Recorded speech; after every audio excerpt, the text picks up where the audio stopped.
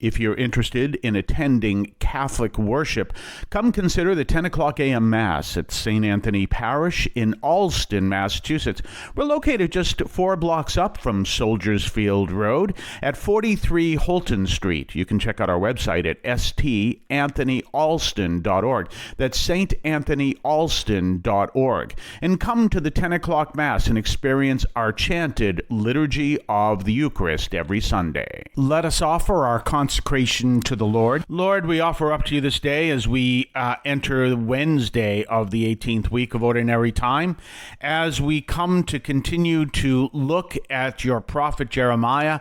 Let us listen to his words and come to seek him, seek the Lord through his words. And we ask this through Christ our Lord. Well, it is Wednesday of the 18th week of Ordinary Time.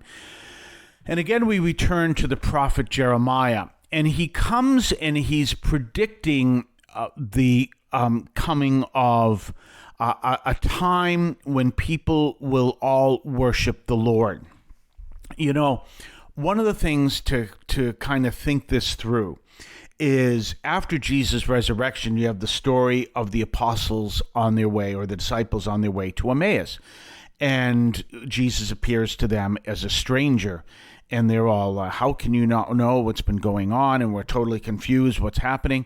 And this stranger, using air quotes, describes from them all these biblical verses that lead them to understand who Christ is and what actually happened with the crucifixion.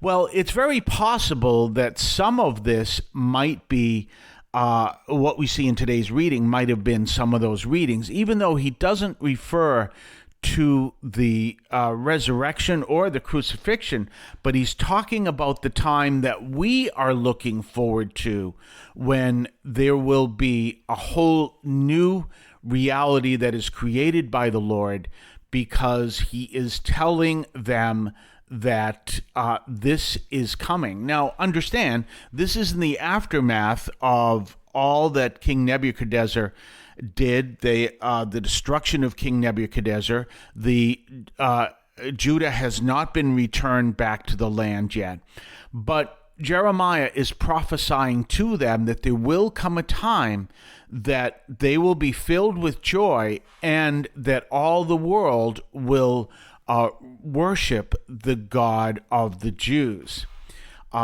Because we see, especially in the last passage, we see that calling for that chief of nations, and celebrating the chief of nations. Well, in order for him to be the chief of nations, the nations have to know he is the chief.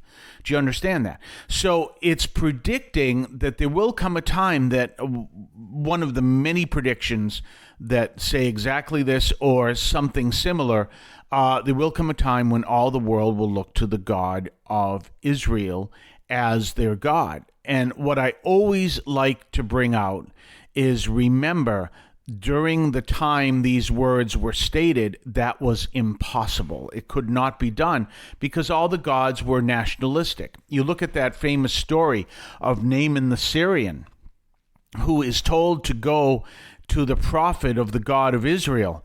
And he's like, why should I go to him? But he goes, and he because he's desperate. And this prophet tells him to go wash in the Jordan. And again, it's like, why should I go do that? We have rivers in our country. Why should I go in the Jordan? And he was about to turn around and go home. And his men said, look, we've come all this way.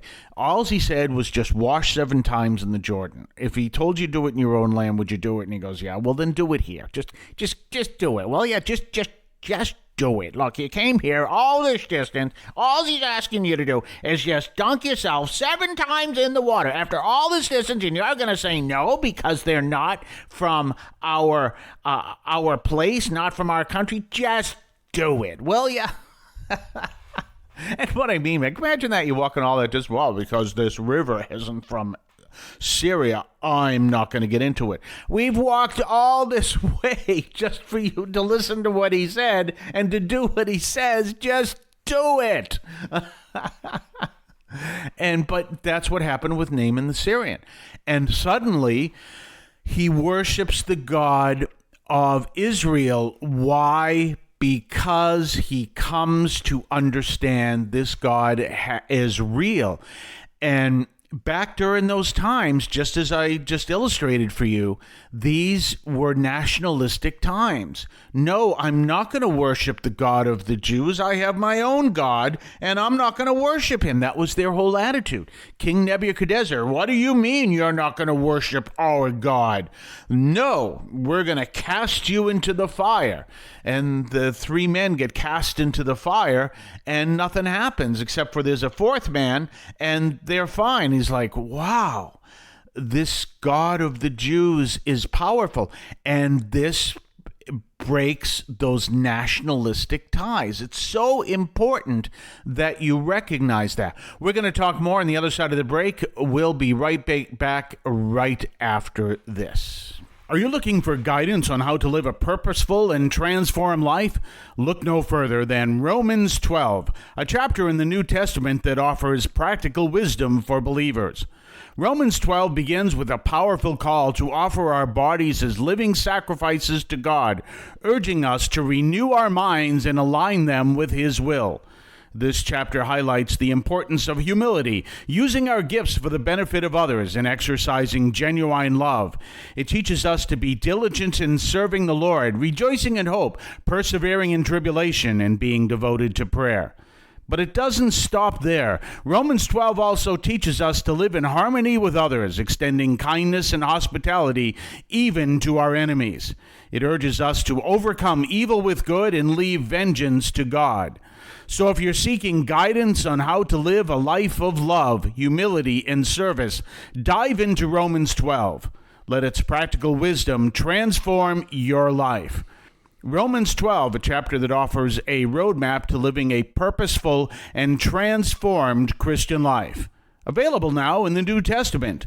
Get your copy today. We're back, and we're talking about this powerful theme that we see in this reading, and the powerful theme that comes to us in this understanding of the prediction of what is coming for the future. That the Lord is going to rebuild Judah. He's going to eventually rebuild Israel. And in doing so, he's going to lead all nations to come to worship him. Now, there's something else we want to look at in light of this. This is a prediction made to the people in the time of Jeremiah, which is around the 6th century BC. What are the predictions that are given to us? And those predictions are, first of all, much of what we see in the world today is part of those predictions, in case you didn't know that. And say, well, what are you talking about? I mean, we had that situation last week at the Olympics, opening day of the Olympics, where they made a mockery of the Last Supper. Go look at the book of Revelation. You're not going to find that in there. But what you're going to find is people are going to turn away from the Lord. And then there will be great tribulations in order to get them to turn back. That, this whole idea of we don't need God now. We can reject God. We don't need God anymore. Book of Revelation said, yeah, that's going to happen. But what you want to be focused on is what comes after that. And this is an important consideration. The book of Romans, well, you just heard an ad for Romans, but Romans 1 talks about when people turn from the Lord and their minds are darkened. And, so you turn around, what's happening in the world today? Yeah, exactly what I see in Romans 1. That's why I'm not really getting all upset about it. So you recognize that, and you understand that. And these are some of the, in a sense, signs. They're not prophecies coming true, but they're signs of prophecies. And what is the future? There will come a time that all the world will worship the God of Israel in Jesus Christ. And why? Because they will see him and recognize that it is him. There will still see some people that will see him and say, nope, won't have anything to do with him. Nope, I want nothing. Nope, no, I don't want nothing to do with him. I'm going to tell you right now, I'm going to do things my way, and you can go away. And there'll be people that'll do that. Doesn't matter.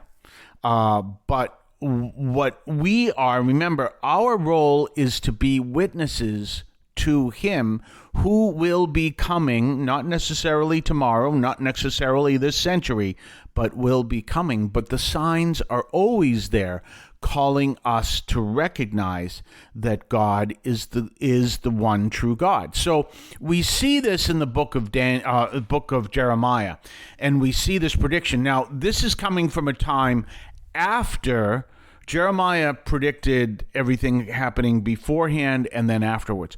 And so this is coming from a time where he is predicting that the Lord is going to rebuild the nations of Israel and Judah, and he will rebuild them as one nation, Israel, which happened in 1948. And in doing so, he will begin this process that ultimately will allow everyone to come to know the Lord. Now, one of the important consideration is, remember this phrase, the fullness of time. Our understanding of God develops over time, so he may not have done this in the 6th century, what he's going to do in the 21st or 22nd, 23rd, whatever.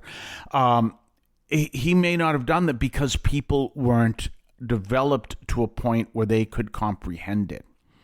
And now, as we grow, we have that understanding. But this is one of the important things to look at, because, like I said, people will turn to me and see what's happening in our world. And I really don't really get fazed by that, because I can show you places in the Bible where I go, yep, it says, this is what's happening. It's not so much this is what it said would happen on this date, that, but it says, it says people's minds would be darkened. Well, there you go. Anyway, we will be back tomorrow. Have yourself a blessed day. I want to call your attention to Catholic TV, which offers great faith-filled, family-friendly programming 24 hours a day. You can find your cable channel at www.getcatholictv.com, and you can watch online on the free apps or check out the YouTube channel. Daily Mass, Rosaries, the Divine Mercy Chaplet, and the Our Lady of Perpetual Help Novena are all available online and on demand. Check out CatholicTV.com. Remember, when you're looking for a place to attend Mass, and if you don't already attend Mass at your local parish, come to St. Anthony Parish in Allston, Massachusetts. We're located at 43 Holton Street in Allston, just a few blocks up from Soldiers Field Road. And you can check us out, come to our 10 o'clock a.m. Mass, and come to experience our Catholic worship at St. Anthony Parish in Allston, Massachusetts.